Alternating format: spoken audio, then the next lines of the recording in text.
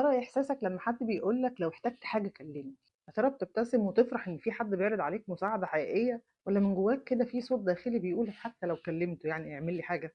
في ناس كده بتفتخر دايمًا إنها مش محتاجة لحد، مش فارق معاها الناس لإنها عمرها ما احتاجت لحد، بس يا ترى دي قوة حقيقية هو فعلًا مش محتاج لحد، والّا جهازك العصبي اتعلم إن اعتمادك على حد دي مخاطرة؟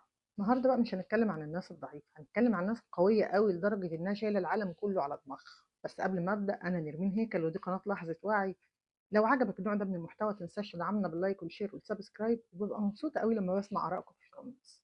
تعالوا بقى أول حاجة نتكلم عن الفرق الحقيقي بين الاستقلال والانعزال.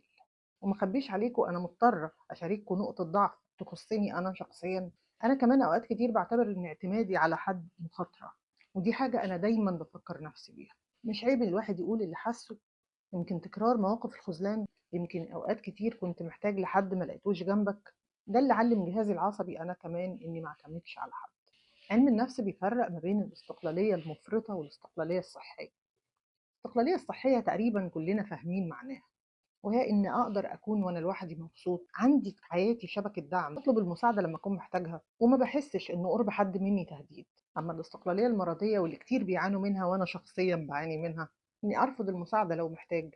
بحس كده بعدم ارتياح مع الاعتماد المتبادل، بحب استخبى وقت الألم. هنا لو دققنا شوية هنلاقي إن الفرق مش في السلوك، الفرق في الدافع اللي بيخليني أعمل كده. فالاستقلال الصحي ده بيبقى اختياري، أما الاستقلال الدفاعي اللي بنعاني منه أو بنتكلم عنه بالتفصيل في الحلقة دي هو مجرد حيلة دفاعية، حماية مش أكتر. نظرية التعلق بتقول إن علاقتنا بمقدمي الرعاية وإحنا صغيرين هي اللي بتشكل تصورنا الحقيقي عن الأمان. لو الطفل اتعلم إن مشاعره تقيلة، يحتاج ومحدش عارف يحتويه، المخ بيعمل حاجة ذكية جدا عشان يقلل إحساس الطفل بالألم، بيقلل إحساسه بالاحتياج أصلا. وده اللي بيخلق نمط التعلق التجنبي. الشخص بيقلل من أهمية العلاقات، بيهرب من أي حد بيحاول يقرب له، بيركز على الإنجاز بدل الارتباط. وده مش لأنه بارد، ده لأنه اتعلم، وأنا شخصيا اتعلمت إن الاعتماد مخاطرة. ولأن يا عزيزي الجهاز العصبي مش بيهزر، ولأن الجهاز العصبي بيشتغل بنظام الأمان. لو الاعتماد زمان كان ألم، يبقى الاقتراب دلوقتي إنذار خطر. اللوزة الدماغية تبتدي تنشط بقى، والجسم يتوتر، والانسحاب بالنسبة له يبقى منتهى الراحة. ده مش علشان احنا بنحب الدراما، الموضوع بيحصل بيولوجي بحت. دراسات علم الأعصاب بتقول إن وجودك مع شخص آمن بيقلل كتير مراكز الخطر في المخ. يعني حرفيا المخ بيرتاح مع الناس الآمنة بالنسبة لنا. وبما إننا تعرضنا لخيبات أمل متكررة، علمنا نفسنا إن الوحدة خير من جليس السوء. تخيل كده طفل كل ما يروح لحد من أهله يقول له أنا تعبان أو زعلان، يقول له أنت كبرت على الدلع ده. مرة في مرة أوتوماتيك الطفل بيتعلم إنه ما يقولش إنه تعبان. بعد كده مش هيعرف يعبر عن زعله، وهيحاول يحمي نفسه بإنه ما يشتكيش أصلا. في بقى 10 علامات واضحة بتأكد لك إنك بتستخدم الحيلة الدفاعية دي. تحس بقى بتقل لما حد يعتمد عليك عاطفيا، تفضل شغلك عن أي علاقة. دايما بتقول لنفسك أنا لازم أبقى أقوى من كده. مش مفضل قوي بالنسبة لك إنك تظهر ضعفك للآخرين. تنسحب فجأة أول ما تلاقي حد بيقرب منك. دايما تقول ده مش وقته، أو حتى تنجذب لناس مش متاحة. يضايقك قوي لو حد يحاول يحتويك أو يقراك. دايما بتحاول ما تطلبش مساعدة. تزهق قوي لو حد حاول يلح عليك. لو حسيت إنك شفت نفسك في العشر نقط دول، يبقى الموضوع مش مجرد طبيعة شخصية، ده نمط. والغريب بقى والمضحك في نفس الوقت إن كل ما تبقى مستقل كل ما تبقى جذاب أكتر. عشان بطبيعة الحال إن الناس ما بتحبش اللي بيتعلق بيهم زيادة، اللي بيطلب منهم طول الوقت، اللي طول الوقت محتاجهم.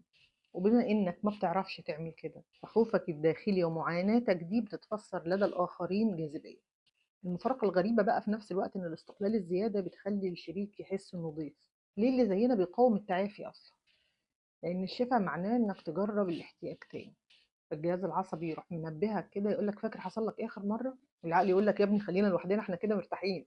لكن الحقيقه ان ده اريح مؤقتا لكن مرهق على المدى الطويل. مفيش مخلوق بيعيش لوحده. ولو هنحط خطه عمليه للخروج من المأزق اللي احنا فيه ده، ولو اننا اغلبنا مش عايز يخرج واغلبكم هيخرج من الفيديو في الوقت ده، بس اللهم بلغت اللهم فاشهد.